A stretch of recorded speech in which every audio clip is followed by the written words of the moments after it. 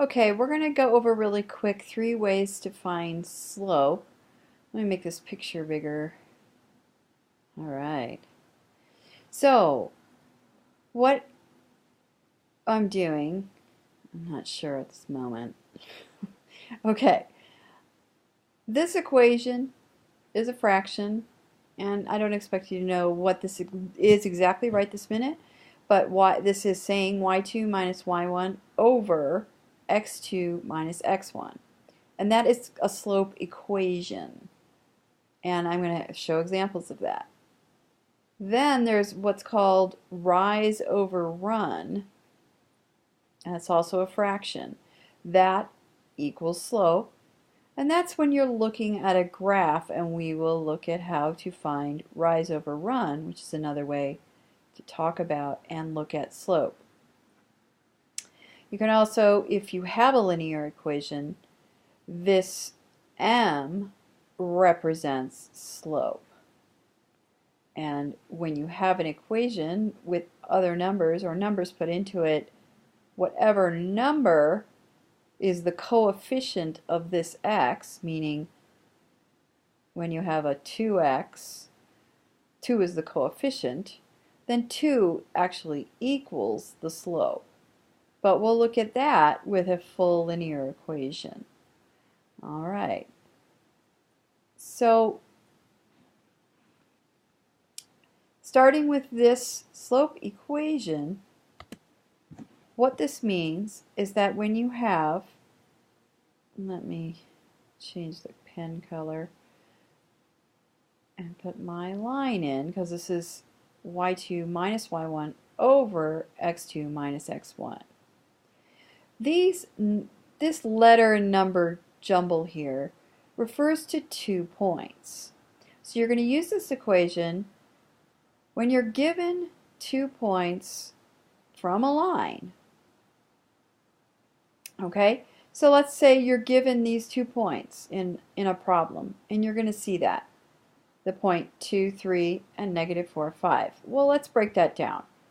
If this is point 1, this is your first point, let's call it first point, then what we can say is that the 2 is x1, meaning it's just the x of the first point. So 2, let me change that. So 2 is the x of the first point, x1. 3 is the y of the first point, which is y1. It's just a way of labeling it. It's nothing really very special at all. And then what does that mean? What is a point? Well, to review points on a line, x, you start at the middle to find your x, which is over 2 to the right because it's a positive 2. And the y is 3. So then you go up 1, 2, 3 along the y-axis, which is the vertical direction, and that gives you your point. So remember, this is a y-axis here going up and down, and this is your x-axis going from left to right. Axis. It's hard to say axis and not access. All right, so that represents point 1. This first point. It's just simply a point. And when you're given 2 points, you can connect them and make a line. So with the second point, that's negative 4, so it's start at the middle, 1, 2, 3, 4, and you look at your next coordinate move, which is 5, and that's the y, which goes up and down. It's positive, so it's 1, 2, 3, 4, 5. So your point is here. Somebody says, what's your point? This is my point. Okay, so you connect those points and you have a line. So if I were to do this as best that I can. Alright, so this line, as in all lines, have a slope. well, let's not say all. Whenever we say all lines in math, we get in trouble. And this slope can be calculated using these points. So we're going to take this x1 and this y1 and we'll plug it into the equation where they're supposed to go. The 2, it's going to draw more lines here, is the x1. The 3 is the y1. Okay, so then with the second point, and if we call it a second point, it's just another point on the graph. It also has an x and a y coordinate, but it's the x and y of the second point, so we call it x2 and y2. And this x2 is here, and this y2 is there. So what you're doing is you're putting numbers now in place of these letters because we have the numbers here all given to us. So I'll write those down here. So no, I'm going to write them here. So y2 minus y1. So this y2 is the 5. So we have 5. And we minus it from the y of the first point, the 3. Over, remember it's over, it's a fraction, the x2, which is this second point, the x of the second point, minus 4, and minus the x1, so the x of this point, the first point. And we simplify this. 5 minus 3 is 2.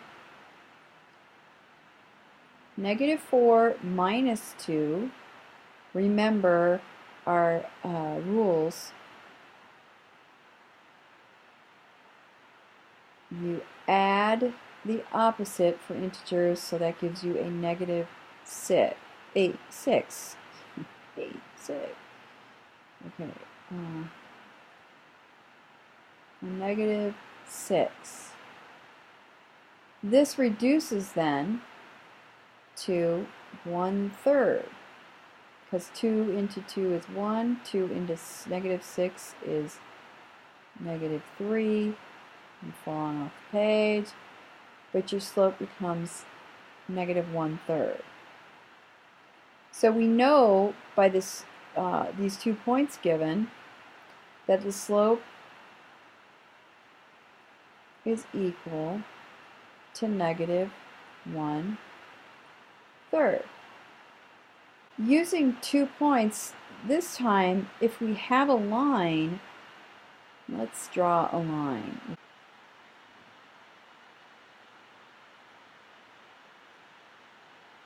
There's our slope equation. But this time we're just given a line. And if I have points on the line, it's red. I'm just going to choose some points to draw.